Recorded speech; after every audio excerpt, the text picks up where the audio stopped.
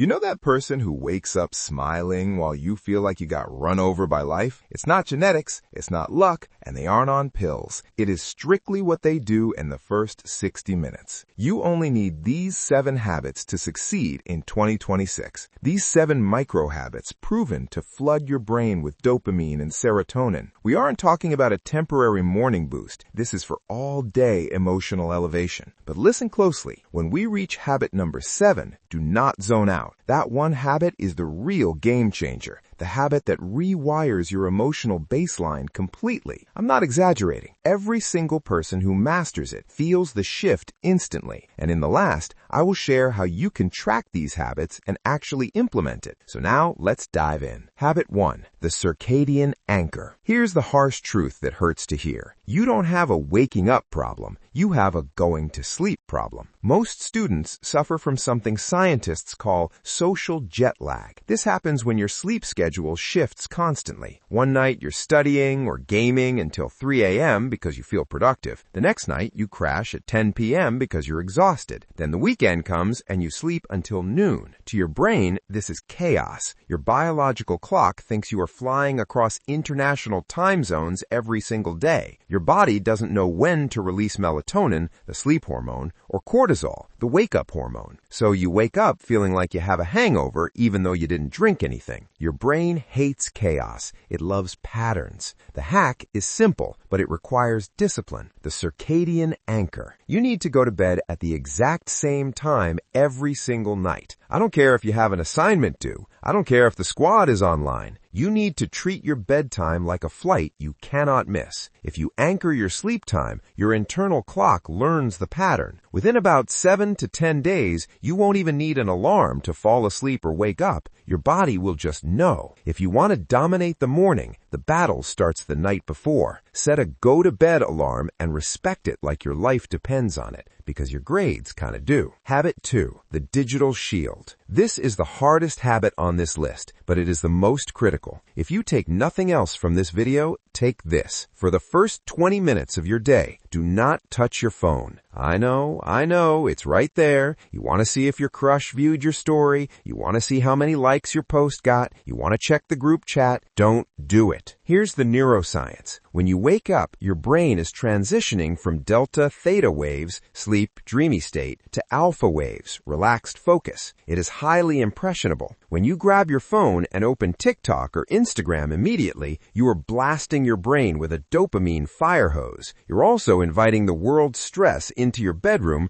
before you've even brushed your teeth. I remember one morning a few years ago. I woke up feeling great, the sun was shining, I grabbed my phone, and the first thing I saw was an email from a professor saying I failed an assignment. Boom! My heart rate spiked, my cortisol shot up, and my mood for the entire day was ruined. I was angry at breakfast, I was distracted in class, and I was exhausted by noon. All because I let an email dictate my emotion in the first 30 seconds. Keep the digital shield up. Let your brain boot up in peace, not in panic. Give yourself 20 minutes of silence before you plug into the matrix. Habit 3, the 60-second motion switch. You don't need a gym. You don't need yoga pants. You don't need a protein shake. You just need to signal your body that it's time to hunt. When you wake up, your body temperature is low and your blood flow is slow. This is why you feel like a zombie. You are physically awake, but biologically you are still buffering. The fix is the motion switch. Stretch your arms to the ceiling. Do 5 squats next to your bed.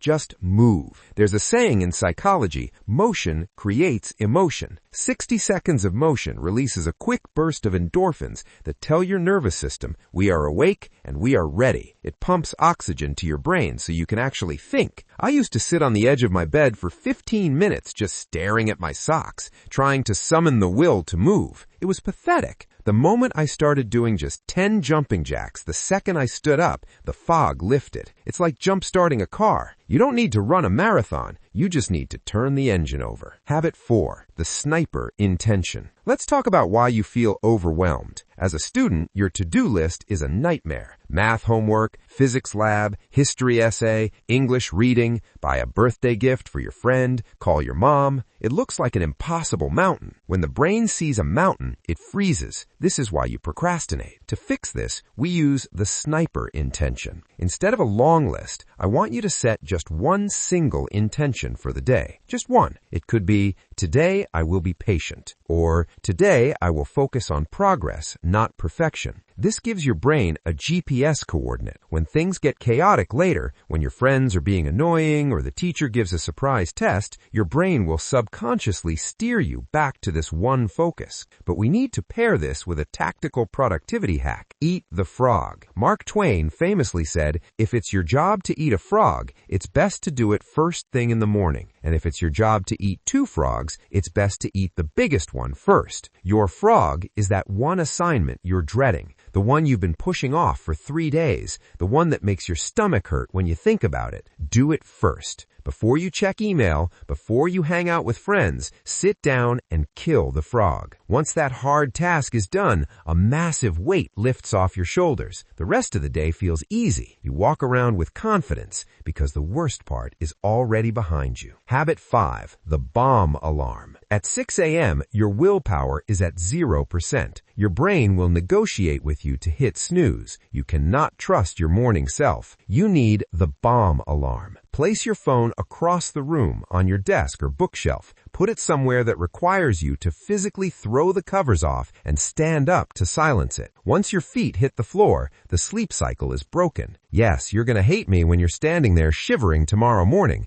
but guess what? You're awake. You won. If the alarm is next to your pillow, you're setting yourself up to lose. Don't rely on strength, rely on distance. Habit 6, friction removal. The number one reason you don't sleep is revenge bedtime procrastination, staying up late scrolling shorts to reclaim your time. To fix this, use friction removal. Put your phone in another room or a desk drawer before you get into bed. Silicon Valley engineers designed these apps to addict you. You cannot fight them with willpower alone. You have to remove the option. If checking TikTok requires getting out of a warm bed and walking to another room, your lazy brain will just say, not worth it, and you will actually fall asleep. Protect your sleep, and you protect your morning. Habit 7, visualizing the process. We have arrived at the final habit, the one you cannot miss. Forget what gurus say about visualizing success. Visualizing the A+ is actually bad advice. It gives your brain a cheap dopamine hit, tricking it into thinking you've already achieved the goal. So your brain relaxes and you lose motivation. Instead, use process visualization.